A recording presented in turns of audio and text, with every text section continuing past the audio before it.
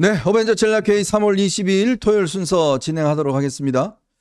지금 굉장히 전국적으로 메마르고 지금 이 산불이 지금 굉장히 많이 일어나고 있습니다. 지금 조금 전에 정부가 국가 재난 비상령을 일단 발동을 했는데요. 지금 지리산 경남 산청 쪽에 지리산 산불이 꽤 크게 지금 확산하는 것 같습니다. 벌써 24시간 동안 확산을 해서 지금 춘천 쪽도 또 이 산불이 일어나는 것 같고요. 그래서 최상목 지금 대행이 지금 급히 산청 쪽으로 지금 내려가고 있다고 그래요. 지금 이게 이 국가의 어떤 재난 사태 뭐 이런 것들이 이제 뭐 많이 발생하긴 하지만 이게 이제 재난 사태를 하기 위해서는 컨트롤 타워도 필요하고 또 이게 필요하지 않습니까? 그렇죠. 근데 이제 참 야당은 이런 상황에서 그 이 대통령 대행을 맡고 있는 최상목 대행에 대해서 정말 이 탄핵안을 또 발의했잖아요. 그러니까요. 도대체 이게 관심이 있는지 없는지 모르겠어요. 우리가 지금 지난번에 탄핵, 그러니까 비상계엄 사태가 나고 난 다음에 우리가 이제 민주당의 진면목에 대해서 많은 걸 알게 된 것 같아요. 네. 그렇죠. 그 비상계엄은 물론 도저히 용인할 수 없는 반헌법적이고 불법적인 것이 분명합니다. 그런데 1차적으로 윤석열 대통령에 대한 탄핵안을 낼 때 그 탄핵안 두 번째 조항이 그거였잖아. 그 북중러하고 멀어지고 네네. 일본과 기이하게 가까워졌다. 이게 탄핵 사유에 들어갔었어요. 그렇죠. 그러니까 이게 도대체 상식적으로 말이 안 되는 얘기지 않습니까? 그리고 그 다음에 이제 한덕수 총리를 탄핵을 시키면서 하는 얘기가 이제 앞으로 줄 탄핵을 시키겠다. 어느 족족 우리의 마음에 들지 않으면 다 탄핵을 시키겠다. 이런 얘기를 하는가 하면 5명을 한꺼번에 탄핵을 시키겠다. 네. 이런 얘기도 또 했었어요. 맞아요. 네. 그래서 많은 사람들이 보기에 아니 도대체 저 민주당은 나라가 어떻게 되든 뭐 나라야 망가지든 무정부 상태가 되든 그런 것들은 아무 생각도 하지 않는구나. 네. 이런 것들을 뭐 여실하게 보여주지 않았습니까? 네. 근데 이번에 또 이제 그동안에 자기들이 줄탄핵을 해서 29번의 이제 탄핵안을 냈잖아요. 근데 그리고 보면은 얼마 전에 이제 감사원장과 서울중앙지검장 그리고 검사 3명에 대한 그 탄핵안이 만장일치로 다 기각되지 않았습니까? 네. 근데 거기에 대해서 아무런 책임도 지지 않아요.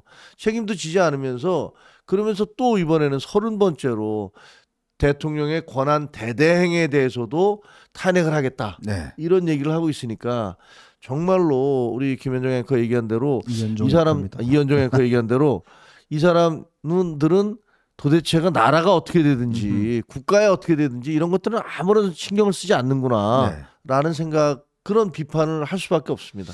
그 이게 아마 정말 뭐라 그럴까요? 뭐 본능이라고 할까요? 이재명 대표가 경기도 지사 시절에 당시 이제 그 이 큰 불이 한번 난 적이 있습니다. 네. 그 창고에서 경기도에서. 근데 그때 당시에 이재명 대표가 저 밑에 어디 저 지방에 내려가서 당시에 이제 그 유튜브를 찍고 있었어요. 먹방을 하고 있었죠. 근데 그 보고가 됐음에도 불구하고 결국 올라가지도 않고 낄낄거리면서 먹방을 다 찍고 그 다음에 이제 올라왔단 말이에요. 그러니까 이런 지금 산불 사태가 지금 일어나고 국가적 어떤 여러 가지 위기 상황에서 이거를 컨트롤 타워를 해야 될 사람이 지금 보십시오. 대통령, 총리, 경제부총리 이 3가지 역할을 지금 다 하고 있는 사람이잖아요. 그렇죠. 그거를 지금 이 탄핵을 끌어내리겠다. 자기의 어떤 목표를 위해서 하는 걸 보면 정말 이들은 대한민국의 어떤 존립과 국가의 어떤 존망 여기에 대해서 관심이 있는지 저는 정말 이 의심이 들고 더군다나 이제 오늘 그 시내나 이런 데서 지금 많은 시위가 벌어지고 있고 또 이제 국회의원들도 많이 참여를 하고 있습니다. 근데 저는 이게 지금 벌써 12월 3일 비상계엄 이후에 쭉 진행이 되어 온 거 아니겠습니까? 그렇습니다. 근데 이렇게 저희가 이제 외신이나 이런 걸 보면 세계는 정말 빠르게 바뀌는 것 같아요. 특히 AI 시대를 접어들면서 그렇죠. 특히 중국의 굴기가 정말 우리가 상상을 초월할 정도로 빠르게 발전하고 있고 미국도 마찬가지고. 근데 저는 연중 언뜻 느끼는 게 야 이제 대한민국이 어디 저 중남미 국가 뭐 이런 동남아 국가 맨날 뭐 시위하는 국가 뭐 이런 나라하고 비슷하게 된 게 아닌가라는 정말 그런 생각이 언뜻 들어요. 그러니까 말입니다. 지금 뭐 그 중국에 최근에 다녀온 분 얘기를 들어보니까 뭐 그 보수 언론에서도 그런 그 기사가 나오고 있잖아요. 네. 중국이 남의 기술을 전부 다 훔쳐서 네. 발전을 해놓고서 그 다음에 이제 자기들이 이제 앞서가게 되니까 맞아요. 모든 걸 다 차단해서 그 정보가 빠져나가는 것들을 아주 철두철미하게 막고 있다 이런 네. 얘기가 나오는데 중국 갔다 온 분이 하는 얘기가 그러더라고요. 최근에 갔다 온 우리 전임 제가 이제 중앙일보 편집장 네. 할 때 제 전전임 한참 전에 편집장 선배께서 갔다 오셔서 야 나는 기절하는 줄 알았다. 그래서 야 중국에 가 보니까 중국의 전기차가 네. 뭐 우리가 지금 테슬라 어쩌고 저쩌고 맞아요. 하는데 그건 아무것도 아니더라. 그 가격 BYD, 대비가 예. 3,000불 300만 뭐 3천만 원인가요? 네. 3천만 원짜리 그 차가 전기차가 어마어마한 성능을 가지고 있더라. 맞아요. 그런 얘기를 하면서 지금 전기차의 1등은 미국이 아니라 중국이다. 비아디가 지금 세계 최고죠. 그렇죠, 그렇죠. 그거 제가 어떤 저 CNN인가 어디 방송 보다 네. 보니까 미국 경제학자도 그 얘기를 하더라고요. 그리고 거기는요 상속세, 증여세가 없답니다. 아예 없답니다. 그러니까 이게 지금 우리나라에서 아니 그 사회주의 국가에서 지금 없다는 거 아니에요. 네. 그러니까 이런 세계가 이렇게 엄청나게 바뀌고 있는데 우리나라에서는 지금 내부에서 자기들끼리 싸움하느라고 이건 여야를 따질 것 없습니다. 솔직히 얘기하면 맞아요. 여당이나 야당이나 뭐 비상계엄이라는 방법으로 국민을 계몽시키겠다는 대통령이나 그 다음에 그거를 무슨 줄탄핵을 통해서 이 대통령을 뭐 막겠다는 네. 그런 야당이나 정말 국민들 보기에 부끄럽고요. 저도 뭐 정치인의 한 사람으로서 이 지금 현재 있는 이 정치인들 22대 국회의원들 이 사람들은 아마 역사에 남을 그 죄인으로 기록될 수도 있다. 이런 생각이 듭니다. 네. 제가 이제 얼마 전에 그 신사임당 그 TV에서 한동훈 대표가 AI 관련된 대담하면서 그렇죠. 그 들은 이야기인데 그 중국은 보니까요 이 AI 인재들을 여권을 안 만들어 준다고 그래요. 안 보내는군요. 외국에 못 나가게 한대요. 그렇죠. 왜냐하면 이제 그동안 중국이 미국에 유학생들을 많이 보내서 이제 AI 그 인재를 키웠잖아요. 이들이 다시 이제 국내로 들어오지 않습니까? 들어오면 어디 해외 혹시나 나갈까 싶어서 아예 이들에 대한 외국에 못 나가게 한다는 거예요. 야, 이제 그 이야기를 들으면서 정말 기가 막히다는 생각이 들었습니다. 그만큼 이 AI 시대에 누가 주도권을 잡느냐가 진짜 앞으로 향후 한 수십 년 동안 국가의 미래가 걸렸고 사실 우리 대한민국은요 나름대로 산업화 중화공업을 함으로 인해서 70년대 성장을 했고 그다음에 반도체 이걸 앞장세우면서 또 했고 그다음에 중후장대형 산업을 통해서 조선이나 자동차 이걸 통해서 그나마 대한민국이 굉장히 선진국 대열에 올라갔지 않습니까? 그렇죠. 그때 당시에 우리나라가 시작을 할 때는 사람들이 다 콧방울 꼈습니다. 아니 무슨 한국이 반도체고 자동차고 조선이고 그걸 왜 만들어? 옆에 일본 다 만드는데 너네들 그냥 소비재만 해. 그랬습니다. 근데 그때 이병철 회장, 정지용 회장께서 무슨 소리냐?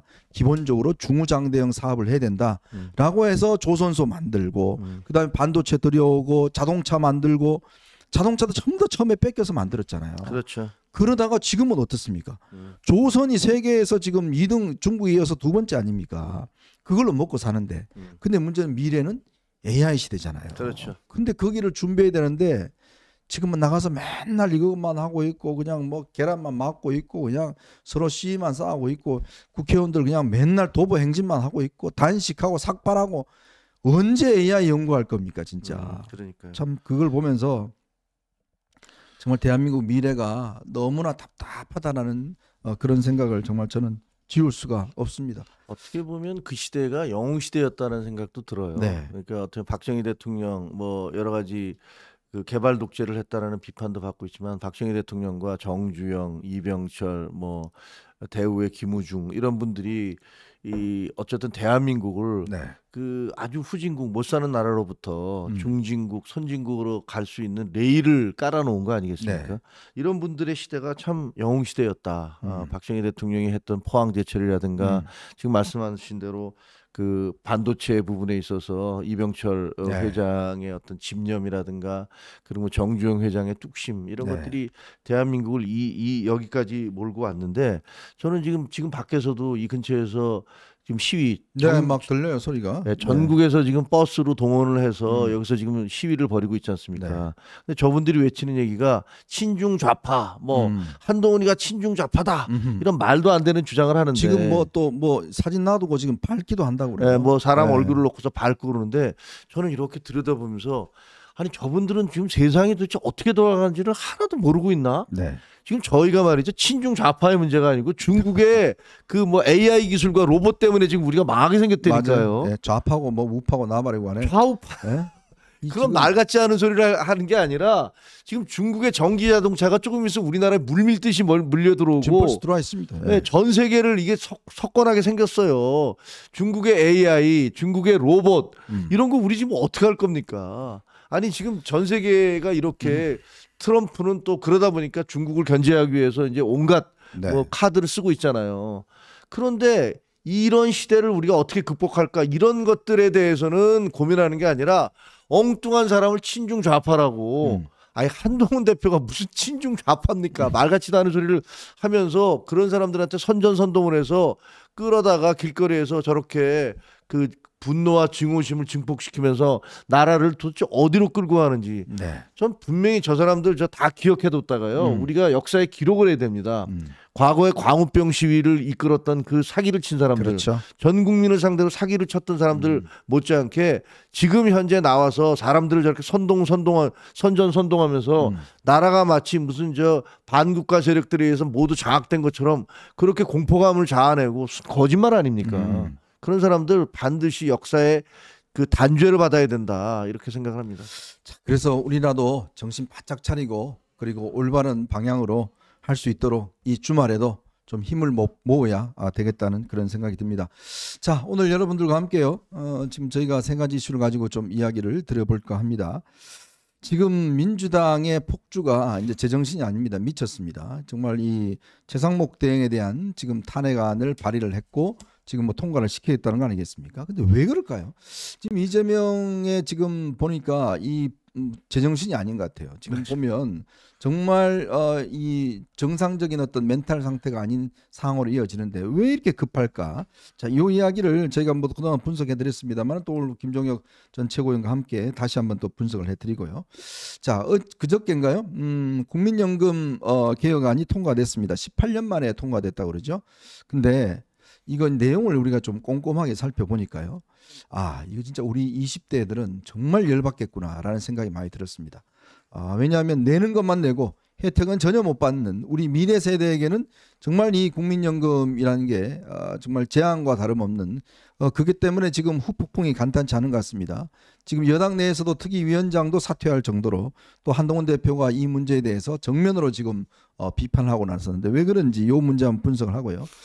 그리고 제가 깜짝 놀랐습니다. 이 신사임당 TV라는 한 200만 독자를 갖고 있는 그 TV에서 한동훈 대표가 AI 관련된 이 대담한 지난번 제 코인도 제가 충격을 먹었는데 이번에 AI는요 제가 내용을 한 95%를 못 알아들었어요.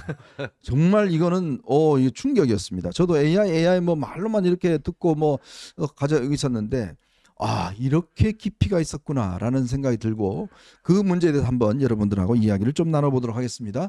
여러분 보시면서 구독과 좋아요 알림 꼭 부탁드리고 많은 응원 부탁드리겠습니다.